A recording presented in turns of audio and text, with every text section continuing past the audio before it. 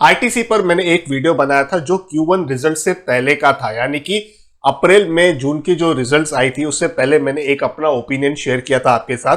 वहीं पर संदीप कटारिया जी कमेंट कर लिखते हैं कि Q1 के बाद भी मैं कुछ ना कुछ अपना ओपिनियन शेयर करूं आईटीसी के ऊपर, यानी कि जो रिजल्ट्स आई अप्रैल में जून की, उसके बाद अब ये कैसा दिख रहा है, इन्वेस्टर्स को क्या करना चाहिए, मेरी अपनी कौन सी 4 चेक पॉइंट्स है जो वीडियो के अंत तक मैं आपको बताऊंगा। तो हर बार की तरह ये वीडियो भी होने वाला है काफी इंटरेस्टिंग। आइए मिलकर सीखते हैं। वीडियो की शुरुआत सिमिलर पैटर्न से करेंगे। इंपॉर्टेंट की नंबर्स Q1 के कैसे रहे, यानी कि अप्रैल में जून का जो ये क्वार्टर था वो नंबर्स कंपनी ने पोस्ट किए हैं तो वो कैसे रहे। यहां पर अब आ रही है आपके सामने एक ऑफिशियल रिपोर्ट, ये मैंने कंपनी के साइट से ही डाउनलोड करी हुई है। कंसोलिडेटेड नंबर्स हैं ये। यहां पर जो पहला कॉलम आप देख रहे हो वो है 3 मंथ्स एंडेड 30/6/2020 यानी कि 30 जून। इसको हम कंपेयर करेंगे, ये जो कॉलम है जहां पर 31 मार्च 2020 यानी कि 31/03/2020 आप देख रहे हो, तो हमें पता चलेगा कि पिछला क्वार्टर कैसा था और ये क्वार्टर कैसा है। हालांकि इसमें आप पिछला साल यही जो क्वार्टर था अप्रैल में जून 2019 कैसा था उसके भी नंबर्स आप देख सकते हो, और पूरा साल जो मार्च 2020 का था वो कैसा रहा, क्योंकि उस पर मैंने ऑलरेडी एक वीडियो बनाया हुआ है। तो यहां पर मैं हाईलाइट करने वाला हूं जो 30 जून 2020 को कंपनी ने नंबर्स रिपोर्ट किए थे और उसको कंपेयर करूंगा 31 मार्च 2020 के साथ।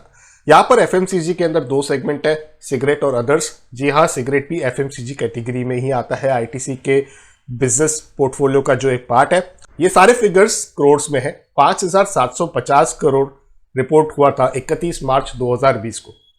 30 जून 2020 को रिपोर्ट हुए 4,330, यानी कि करीबन 24.5% से ज्यादा का नेगेटिव यहां पर रेवेन्यू इंपैक्ट। अदर्स में आ जाते हैं इनके हेल्थ और हाइजीन प्रोडक्ट्स, वहां पर मामूली सी बढ़त करीबन 5.5% की यहां पर इन्होंने दिखाई है।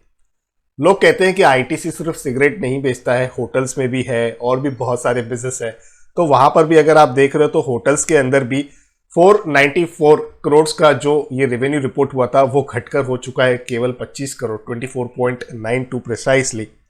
एग्री बिजनेस की अगर हम बात करें तो वहां पर 3764 यहां पर ग्रोथ हुई है। अगर पेपर सेगमेंट की बात करें यहां पर, तो वहां पर भी कंपनी ने रेवेन्यू में कहीं ना कहीं नेगेटिव नंबर्स ही रिपोर्ट किए हैं।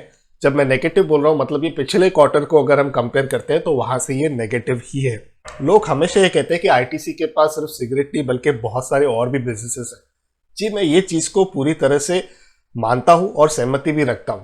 तो मैं यहां पर आपको परसेंटेज अगर एलोकेशन की बात बताऊं कि जो आईटीसी का बिजनेस पोर्टफोलियो है उसमें सिगरेट का जो शेयर है वो 41.4% का है।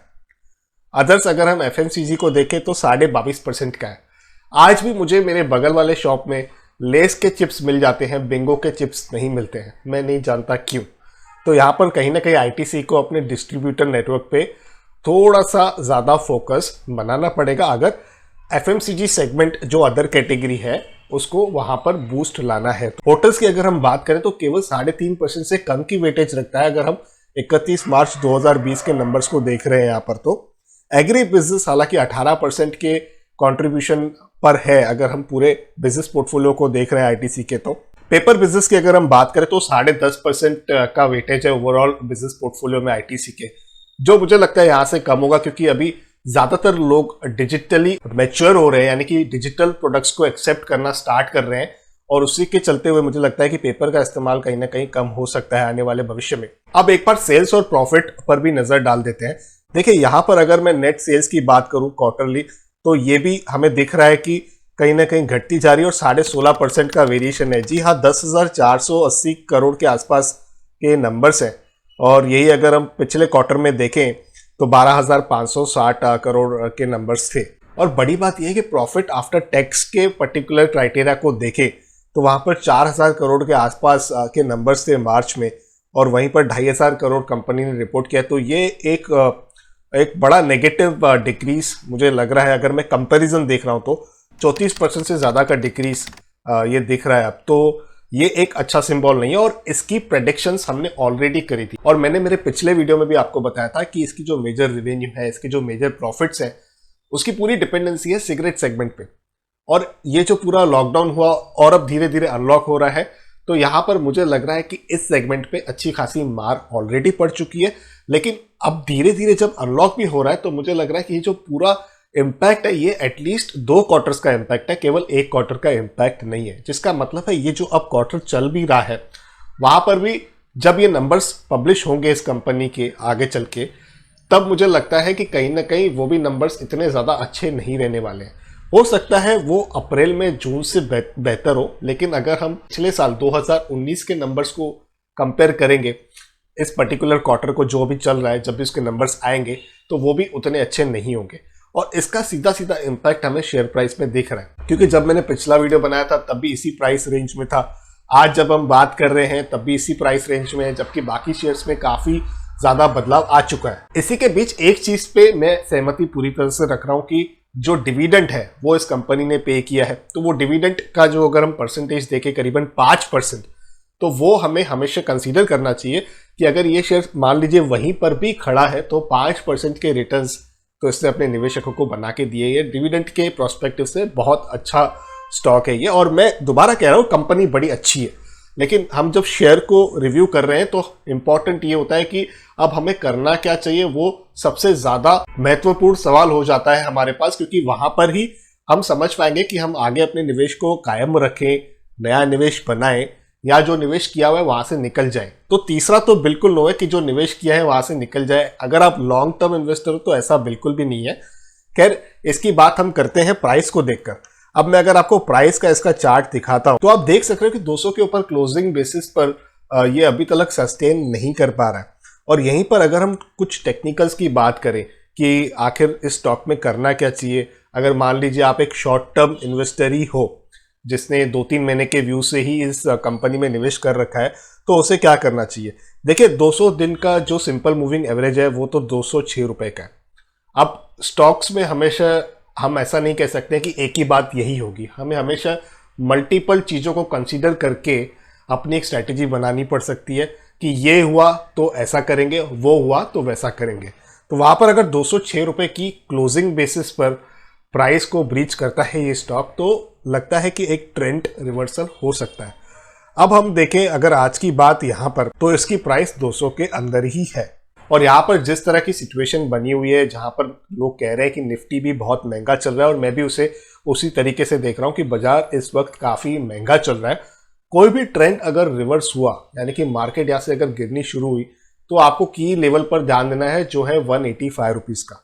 उसके नीचे जैसे ही ये स्टॉक जाता है क्लोजिंग बेसिस पर, अगर आप शॉर्ट टर्म के लिए इन्वेस्टमेंट सोच रहे हो आईटीसी के अंदर या कर रखी है, तो वहाँ पर आपको प्योरली एग्जिट कर देना है। और अगर आप एक लॉन्ग टर्म निवेशक हो तो बंदूक की सारी गोलियां आप खत्म नहीं करें, कुछ पैसा आप जरूर इसमें डाल सकते हो अभी, लेकिन आपको यहाँ पर क्लियरली ये देखना है कि मार्केट की दिशा किस तरीके से आगे जा रही है। जैसे मैंने कहा कि इस कंपनी में फंडामेंटल्स में थोड़े से स्ट्रगल्स हैं, तो यहाँ पर अगर मार्केट रिवर्स होती है तो उसका रिएक्शन बहुत ही तगड़ा आएगा। इन चीज़ों को आप ध्यान में ज़रूर रखिए जब भी आप आईटीसी कंपनी में निवेश कर रहे हो। अब वीडियो का जो दूसरा सेक्शन है बहुत इंपॉर्टेंट है। 4 चेक पॉइंट्स इंपॉर्टेंट हैं जो मुझे लगता है मैं अपने व्यूअर्स के साथ शेयर करूं, जिन पर हर उस पर्सन को, हर उस व्यक्ति को नजर बनाए रखना है जो भी आईटीसी कंपनी में या तो निवेशित है या तो निवेश करना चाहता है। पहली पॉइंट है जीएसटी को लेकर। जीएसटी में जो कलेक्शन है उसमें काफी ज्यादा ड्रॉप आया हुआ है, और कहीं ना कहीं सरकार ने ये एक्सपेक्ट भी किया होगा जिस तरीके का इस समय का माहौल है।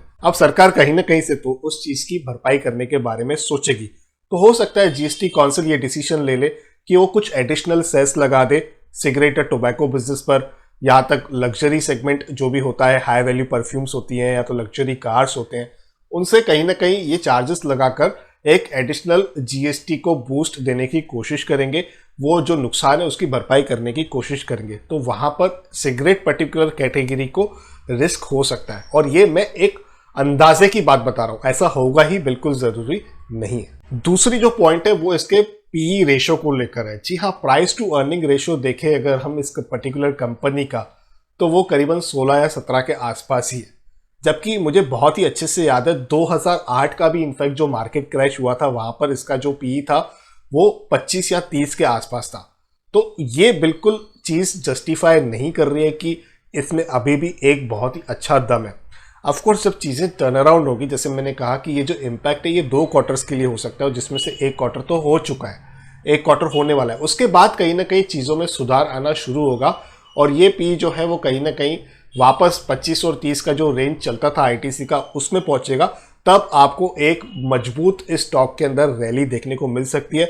अब चाहे वो प्राइस मूवमेंट पे आ जाए सीधे सीधे, या तो किसी और रूप में जो आईटीसी का स्टाइल रहा है डिविडेंड बोनस के रूप में अपने निवेशकों को खुश कर दे। लेकिन दिल्ली दूर है दोस्तों अभी। जैसे मैंने कहा कि ये जो दूसरा क्वार्टर है ये भी थोड़ा स्ट्रगल वाला हो सकता है। अनलॉक धीरे धीरे हो रहा है, धीरे धीरे चीज़ें पटरी पे आएंगी, उसी के बाद नंबर्स दिखेंगे और उसके बाद कहीं ना कहीं मार्केट में भी इतना दमखम रहना चाहिए, मार्केट जो इतना बड़ा है वो भी सस्टेन करना चाहिए, तब जाके स्टॉक को कहीं ना कहीं बेनिफिट होगा। जो अगला पॉइंट है वो है बिजनेस डाइवर्सिफिकेशन को लेकर। मैं कई सालों से देख रहा हूँ आईटीसी पूरी तरह से कोशिश कर रहा है कि वो कैसे न कैसे अपने बिजनेस को डाइवर्सिफाई करे, क्योंकि आज के डेट में सिगरेट पर उसकी बहुत ज़्यादा डिपेंडेंसी है। अब सिगरेट एक ऐसा सेगमेंट है जहाँ पर टैक्स का बहुत ज़्यादा खतरा होता है, और जैसे ही लोगों में अवेयरनेस बढ़ गई तो वहाँ पर स्मोकर्स की मात्रा कम हो सकती है।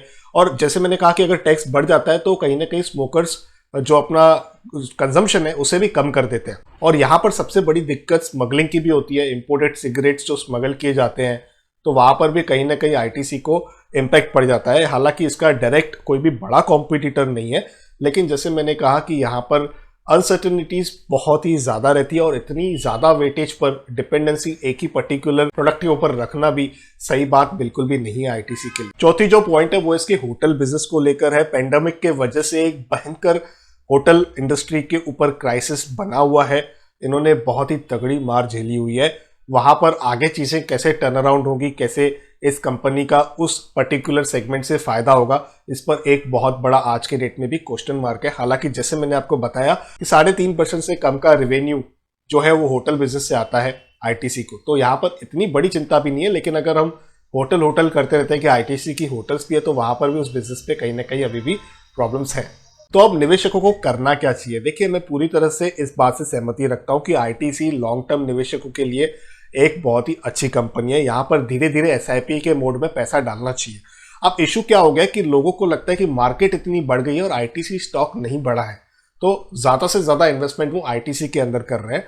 तो उनके लिए मैं यहाँ पर अपने ओपिनियन के माध्यम से जो चीजें मुझे समझ में आ रही है उसके मदद से कहीं ना कहीं मैं समझाना चाहता हूँ आपको कि ज्यादा एग्रेसिव बाइंग ना करें, क्योंकि मुझे ऐसा लग रहा है कि ये क्वार्टर भी कहीं ना कहीं स्ट्रगल वाला रहेगा आईटीसी का। वहां पर आपको अच्छी अपॉर्चुनिटीज और ज्यादा बेहतर अपॉर्चुनिटीज, अच्छे प्राइस रेट मिलेंगे।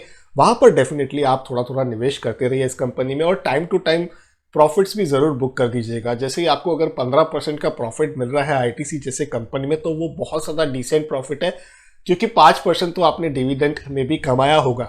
तो अगर 15% के प्रॉफिट पर आप बैठे हो तो थोड़े कितने आप प्रॉफिट्स भी ज़रूर आईटीसी कंपनी से बुक करने के बारे में सोच सकते हो। तो मैं बहुत ज़्यादा पॉजिटिव इस कंपनी के ओवरऑल बिजनेस को लेकर कि कहीं ना कहीं ये कंपनी भविष्य में अपनी अर्निंग्स का जो ये डेफिसिट है उसे ओवरकम कर जाएगी।